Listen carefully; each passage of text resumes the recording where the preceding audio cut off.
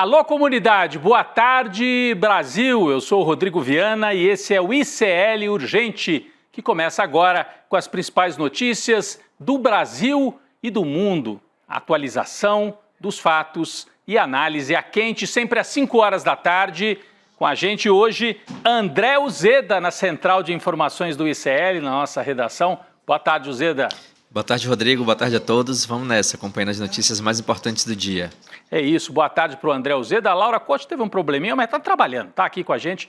Amanhã estará de volta, certamente aqui no vídeo também. Boa tarde para todo mundo que nos acompanha. Boa tarde para você que mora nesse país em que a extrema-direita parece ter um problema crônico com desmaios, né? Desmaiam seguidamente. Não sei se é falta de sal na dieta da extrema-direita, se é pressão baixa, ou pode ser o bom e velho medo. Falam grosso, dizem que vão usar as armas, mas na hora H, um desmaia no estúdio do debate, outro desmaia diante da polícia. E hoje foi a Carla Zambelli, que passou mal, teria desmaiado durante uma audiência na Justiça na Itália, onde está presa. Já já trazemos mais informações sobre os desmaios bolsonaristas, especialmente o desmaio da Carla Zambelli. Antes disso, vamos falar de economia. A batalha contra Donald Trump ganha uma nova trincheira, uma trincheira econômica. O governo brasileiro reage na prática para apoiar as empresas, né? O governo Lula anunciou hoje o plano de contingência para ajudar as companhias afetadas pelo tarifaço decretado pelos Estados Unidos. Uma das principais medidas está aqui na nossa tela e está lá no iclnoticias.com.br, no nosso site. Um pacote de crédito, uma linha de crédito de até 30 bilhões de reais para apoiar os setores mais prejudicados pelo tarifaço. Aí na tela nós vemos Lula, Fernando Haddad e o ministro e vice-presidente Geraldo Alckmin, que tem tido um papel fundamental na articulação com os setores econômicos e vai crescendo, inclusive como uma alternativa política na frente ampla do governo Lula. O pacote também prevê incentivos fiscais e compras governamentais. Incentivos fiscais seria algumas empresas, alguns setores deixarem de pagar imposto, ganhar um fôlego de alguns meses e o governo entrar pesado com compras para aqueles setores que vão deixar de vender para os Estados Unidos. André Uzeda está na nossa redação e tem mais detalhes sobre esse tema importante. André. Rodrigo, o pacote recebeu o nome de Plano Brasil Soberano. O governo fez uma avaliação individual para mapear as empresas mais impactadas. Isso porque há empreendimentos que dependem mais ou menos dos Estados Unidos, às vezes na mesma atividade econômica. Vale lembrar que na véspera do anúncio, Lula já havia antecipado que a medida priorizaria pequenas empresas, além de exportadores de produtos como tilápia e mel.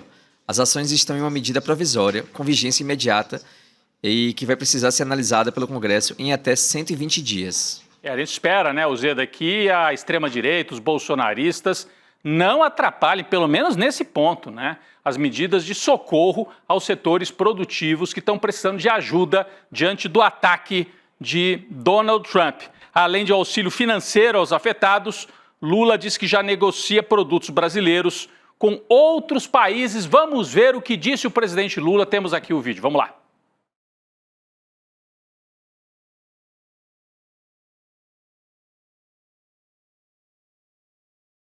Ficar chorando aquilo que nós perdemos, vamos ficar procurando ganhar em outro lugar. O mundo é grande, o mundo está ávido para fazer negociação com o Brasil. Todo mundo sabe que nós somos do bem.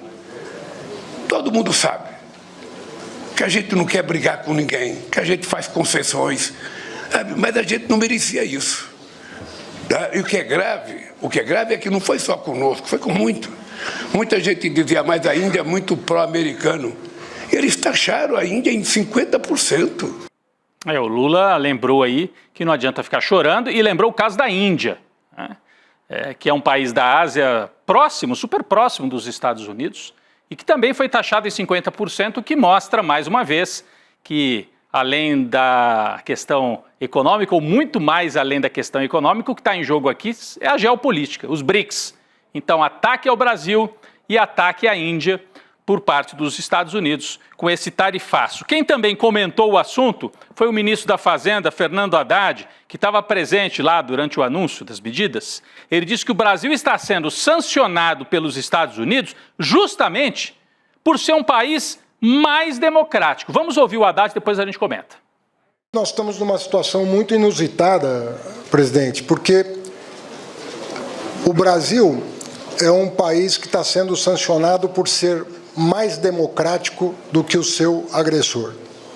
É uma situação inédita e muito incomum no mundo, um país que não persegue adversários, não persegue imprensa, não persegue escritórios de advocacia, não persegue universidades, não persegue imigrantes legais ou ilegais, está sujeito a uma retaliação injustificável do ponto de vista político e econômico, como é o caso do Brasil. Vocês repararam aí que, na negativa, o Haddad acabou fazendo a lista de tudo aquilo que o governo do Trump comete. Ele disse: o Brasil não persegue universidades, não persegue imigrantes, não persegue escritórios de advocacia, não persegue a oposição. Isso é tudo o que faz Donald Trump.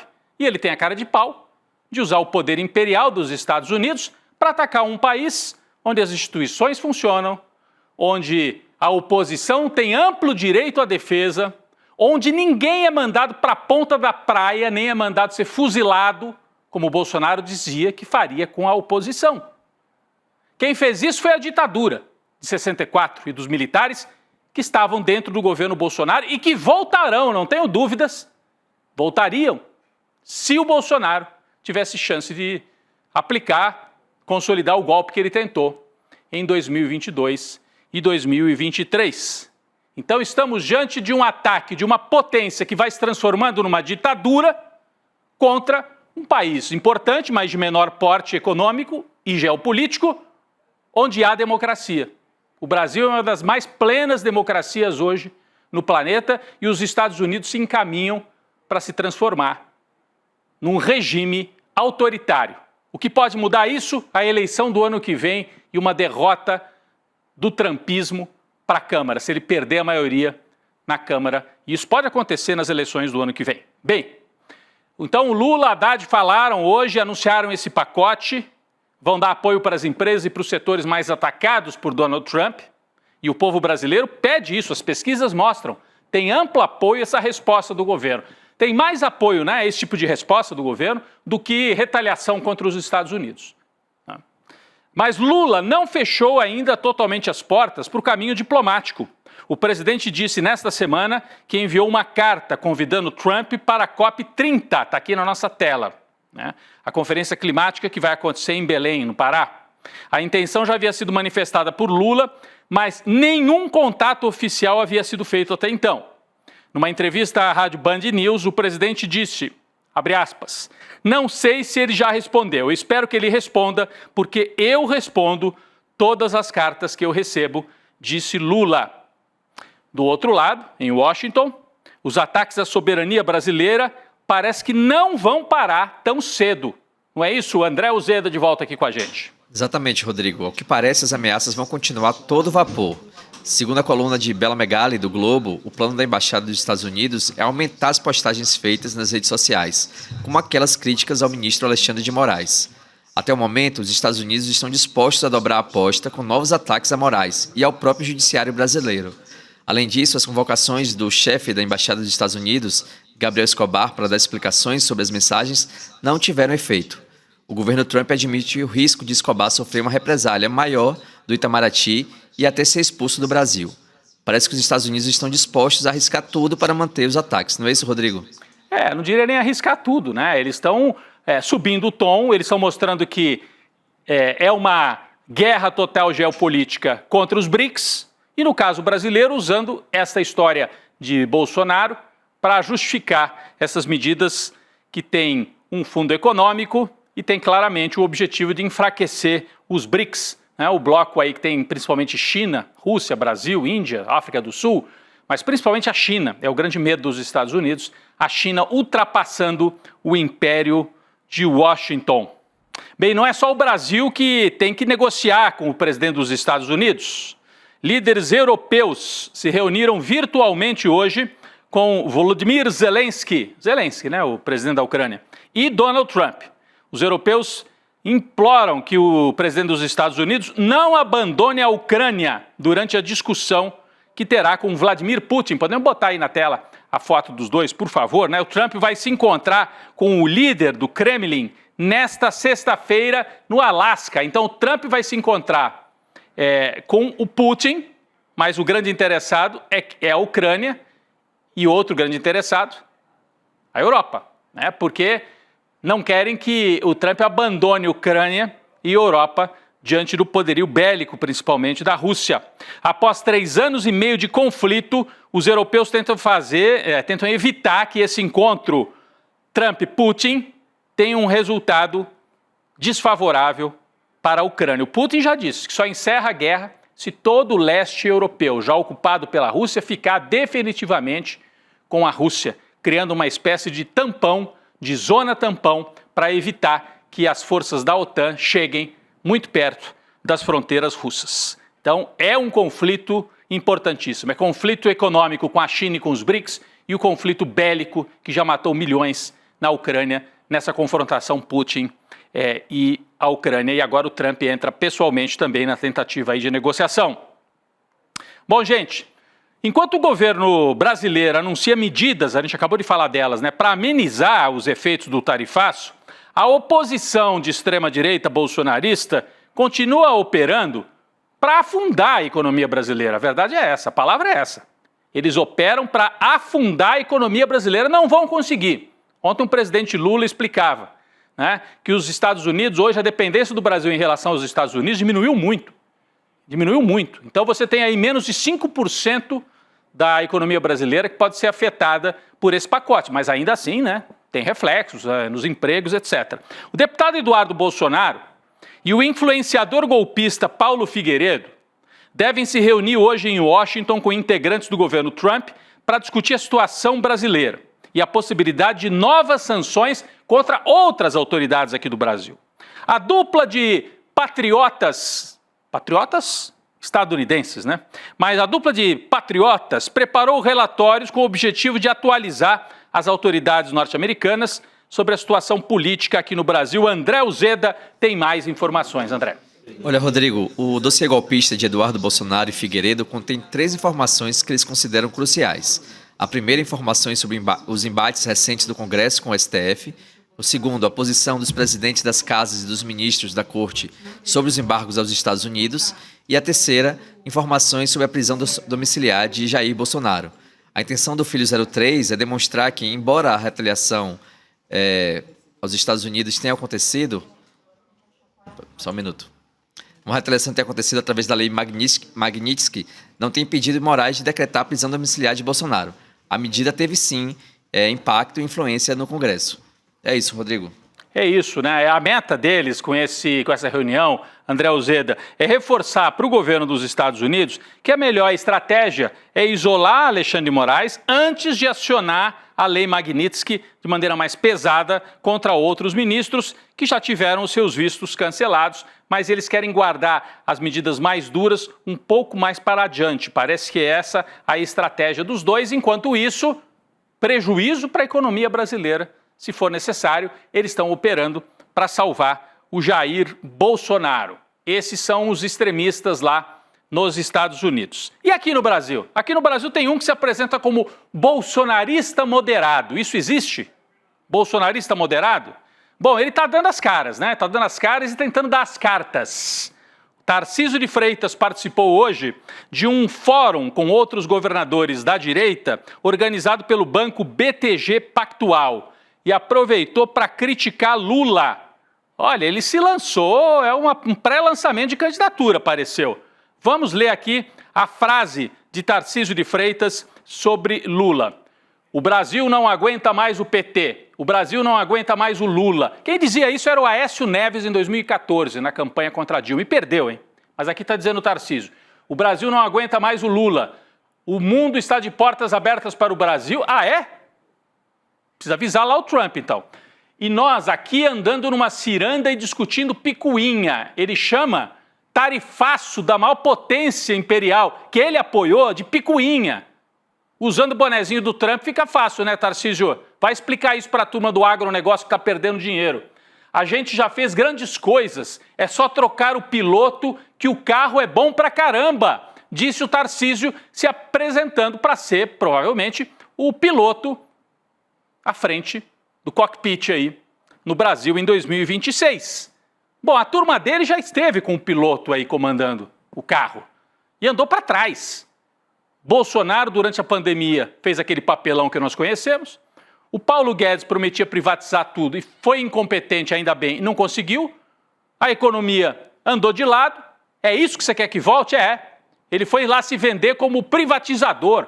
Falou lá para a turma dos banqueiros, eu em São Paulo vendi a Sabesp, me apoiem que eu posso vender muito mais. Essa turma só pensa em privatização. É o programa Ponte para o Futuro, Pinguela para o Passado de novo, que o Tarcísio se apresenta aí para comandar. E o encontro se tornou uma competição, esse encontro de governadores, para ver quem xingava mais o Lula. Além de Tarcísio, estavam lá outros governadores, a gente viu aqui a fotografia. Ronaldo Caiado, governador de Goiás, chamou o Lula de anão da política. Anão da política, é considerado um dos maiores estadistas hoje no mundo, o Lula. Mas para o Caiado, ele é um anão na política. E o Ratinho Júnior citou um vídeo, criticou o Lula por ter gravado um vídeo num domingo, comendo jabuticaba. Diz que o Lula, em vez de comer jabuticaba, tem que resolver os problemas do país.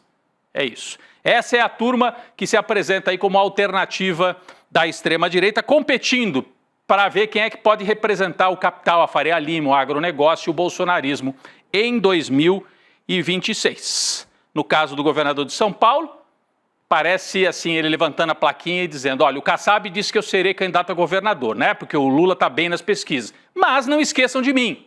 Se o Lula se complicar um pouquinho mais para frente, eu estou aqui, privatizador, com esse discurso anti-PT que vocês gostam tanto, me apresento, estou à disposição para privatizar em vez de governar. Essa foi a frase do Tarcísio, o Brasil não aguenta mais o Lula, dita pros banqueiros. Ele falou que os caras queriam ouvir. Bom, vamos lá, vamos falar dos golpistas que o Tarcísio também apoiou. A defesa dos réus envolvidos no núcleo 1 da trama golpista tem até o fim do dia de hoje. Atenção, hein? Hoje vence o prazo para entregar as alegações finais dos clientes, dos réus, dos golpistas do núcleo 1. Esse núcleo tem nomes como Jair Bolsonaro, Braga Neto, General Augusto Heleno, Alexandre Ramagem e Anderson Torres, né? A partir do fim do dia de hoje, com a entrega das alegações finais, o ministro relator Alexandre de Moraes deve pedir uma data na agenda do Supremo para o julgamento. A expectativa é que isso ocorra no início de setembro. Isso se nenhum ministro da primeira turma pedir vistas. Será que o Fux vai pedir vistas? Aí o Alexandre de Moraes marca, entrega o voto dele e o Fux fala, quero vistas. Pode acontecer, mas é improvável, já disse aqui o Cacai, nosso analista aqui ao vivo no N2, já falou várias vezes sobre isso. Hoje também aconteceu outro fato importante nesta etapa do processo, a acareação entre o delator Maurício Cid, ex-ajudante de ordens, e o coronel Marcelo Costa Câmara, que trabalhava dentro do palácio e era um bolsonarista incumbido, entre outras coisas, de saber por onde andava o Alexandre de Moraes. Por que o Jair queria tanto saber para onde ia o Alexandre de Moraes? Porque eles queriam prender, se necessário, matar o Alexandre de Moraes em 2022. Mas o André Uzeda tem mais informações sobre isso, André. Agora há pouquinho, né, terminou a acareação, não é isso? Exatamente, Rodrigo. A acareação terminou agora há pouco no Supremo Tribunal Federal e a gente traz um resumo do que aconteceu. Mas antes vale lembrar o que é a acareação, que é um procedimento jurídico em que depoimentos contraditórios são confrontados para tentar esclarecer os pontos divergentes. Nesse caso, Costa Câmara negava que tinha tido acesso às minutas golpistas e que monitorou Alexandre de Moraes durante a execução do plano Punhal Verde e Amarelo. Durante a acareação, Cid manteve sua versão, informando que Costa Câmara monitorou sim Moraes, a quem tratava pelo codinome de professora. Já Lula era chamado de ladrão. A acareação aconteceu às portas fechadas e não foi acompanhada pela imprensa. No mês de junho, Cid já havia participado também de uma acareação quando ficou frente a frente com o general Braga Neto. Rodrigo. É isso, André Uzeda trouxe aí um resumo. Eu vou pedir aqui para a turma colocar no nosso telão um trecho desta acareação. O documento acabou de sair lá do Supremo Tribunal Federal. A gente tem para colocar aqui no nosso telão conversas ocorridas em dezembro de 2022. Eu vou ler um trechinho aqui. Como é que o Marcelo Câmara conversava com Mauro Cid. Marcelo Câmara envia uma mensagem a Mauro Cid. Tá trabalhando? Às 16h12, Mauro Cid pergunta, saiu algo? Aí só no dia seguinte o Câmara encaminha mensagem com o itinerário de uma pessoa. Abre aspas para a mensagem do Marcelo Câmara, militar, a serviço do Bolsonaro, abre aspas. Viajou para São Paulo hoje, 15 de dezembro. Retorna na manhã de segunda-feira e viaja novamente para São Paulo no mesmo dia. Por enquanto, só retorna a Brasília para a posse do ladrão. Qualquer mudança que saiba, lhe informo, finalizou Câmara. Aí, nos dias 21 e 24 de dezembro, o Mauro Cid questiona novamente o Marcelo Câmara. Abre aspas para o Cid. Por onde anda a professora? A professora era o Alexandre de Moraes. Câmara confirma a localização em São Paulo e informa. Volta no dia 31 à noite para a posse. Então, eles estavam monitorando o Alexandre de Moraes na véspera da posse do Lula. Com qual objetivo? O governo já tinha praticamente acabado. O Jair estava se preparando para fugir. Eles estavam ainda tentando, né, saber se tinha um jeito de impedir a posse, de aplicar um golpe. Perguntado por que usaram o codinome de professora, o Marcelo Câmara diz, isso é um costume nos meios militares. É costume seguir chefe de um poder judiciário num regime democrático, usando nome trocado para que ninguém saiba? Isso é estratégia de bandido, né? Estratégia de bandido. Falando nisso, em estratégia de bandido, a deputada federal Carla Zambelli, ainda deputada, né? Porque não foi cassada ainda, passou mal hoje na Itália durante uma audiência de custódia. Precisou ser levada para um hospital em Roma. Está aqui na nossa manchete. De acordo com a defesa, Zambelli chegou a ser atendida por uma equipe médica na Corte de Apelações e uma ambulância teve que ser chamada. Conta mais pra gente, André Uzeda. Rodrigo, a pressão baixou. Zambelli, após ser atendida, né, na audiência, a audiência foi retomada e ela foi mantida presa. Ou seja, não funcionou a estratégia. De acordo com o advogado dela, Fábio Pagnosi, uma perícia médica deverá ser marcada já em breve.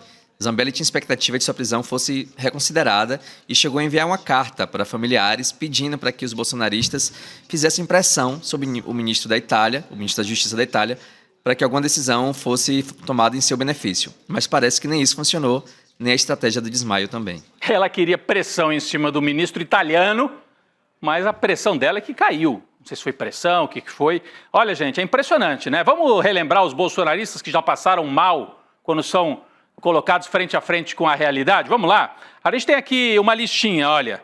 Coronel Guilherme Marques de Almeida. Esse coronel era o chefe do Batalhão de Operações Psicológicas do Exército, esteve envolvido com um golpe de Estado, com a tentativa, inclusive é réu no Supremo, está sendo julgado também num outro núcleo, não é o núcleo 1, mas está no núcleo 4. Ele desmaiou quando a Polícia Federal bateu na porta dele. Ô, coronel, você estava no golpe, coronel? Pluft!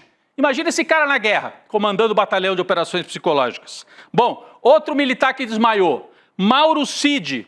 Mauro Cid, quando recebeu uma das notícias de que ia voltar para a prisão, porque ele mentiu na delação, aí ele passou mal, desmaiou, aqui ele está de cabeça baixa durante um dos depoimentos. Mas houve um momento em que ele literalmente caiu e desmaiou ao ser informado que seria preso de novo. Outro, agora da família mesmo Bolsonaro, o Flávio, o 01.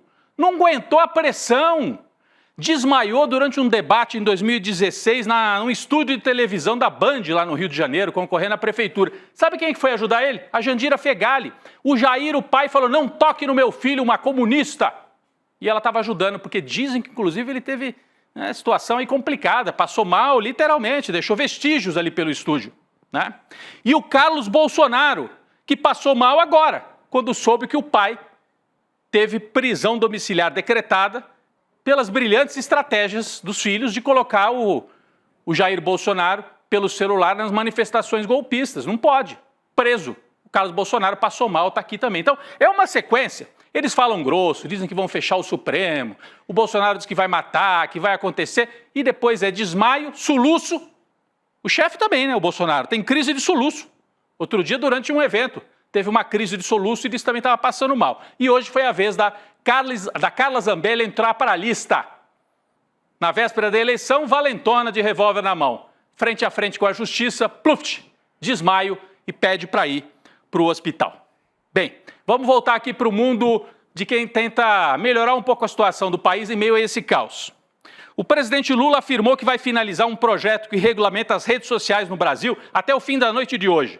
A pauta já estava no radar do governo, mas ganhou força esta semana com as denúncias do influenciador digital Felca, que expôs casos de sexualização de menores de idade nas redes sociais. Em entrevista à Rádio Band News, Lula disse, vamos ver aqui o que disse o Lula, nós temos um resumo da fala dele. Nós vamos regulamentar porque é preciso criar o mínimo de comportamento no funcionamento de uma rede digital que fala com criança, com velho, e na maioria das vezes ninguém assume as responsabilidades. Inclusive a gente tem atualizações sobre isso. Eu passo para o André Uzeda, tem atualização de agora a pouquinho, não é isso, André? Agora há pouco, Rodrigo, a Justiça da Paraíba autorizou o mandado de busca e apreensão na casa do influenciador Ítalo Santos. A decisão atende o pedido do Ministério Público da Paraíba. O foco do mandado é o recolhimento de todos os aparelhos eletrônicos do influenciador. Ele é um dos envolvidos aí nessas denúncias que foram feitas pelo Felca. Então, isso virou pauta na política e na polícia, com busca e apreensão na casa desse Ítalo Santos. E a extrema-direita dizendo, olha, veja bem, um deles aí, achando ruim ter denúncia contra essas redes de pedofilia e de sexualização das crianças. Bom, gente, notícia triste e já esperada, infelizmente, né? Hoje Israel deu início à tomada da cidade de Gaza. O plano foi anunciado pelo governo de Netanyahu na semana passada. O exército começou a incursão bombardeando o território pelo ar. Ao menos 123 pessoas já morreram em 24 horas. Parece assim, eles vão matando a rodo. E tem gente defendendo esse regime assassino aqui no Brasil, né? E achando ruim quando a gente critica Israel. Está aí nas redes também da extrema-direita, né? Moradores relataram ataques simultâneos em todas as regiões da faixa de Gaza. A gente vai seguir acompanhando. É muito importante seguir de olho no massacre cometido pelo esse governo fora da lei, governo bandido de Netanyahu na faixa de Gaza, provocando dor, morte e anunciando, inclusive, a ideia de fazer remoção total da população de Gaza. 2 milhões de pessoas, eles querem mandar para onde? Nós vamos seguir acompanhando essa situação dramática que acontece lá na Palestina. Bom, queria agradecer demais o André Uzeda, que esteve hoje com a gente aqui na atualização das notícias da nossa redação. Obrigado, André. Até uma próxima, hein? Eu que agradeço, Rodrigo. Amanhã a Laura está aqui de olho aberto para as notícias. Obrigado a todos. De olho aberto, que ela teve uma consultinha oftalmológica, mas não é nada sério. Pessoal, amanhã, hein? Amanhã vamos abrir as vendas de ingressos para o Despertar 2025. Despertar 2025. Como é que você participa? icl.com.br/despertar. Nós vamos reunir toda a comunidade do ICL, aproximar os profissionais, convidados especiais, palestra, conversa, show, vai ter de tudo, aulas durante esse evento de 2 dias, 19 e 20 de setembro. Amanhã, quinta-feira, nós vamos abrir a venda de ingressos exclusivamente no WhatsApp.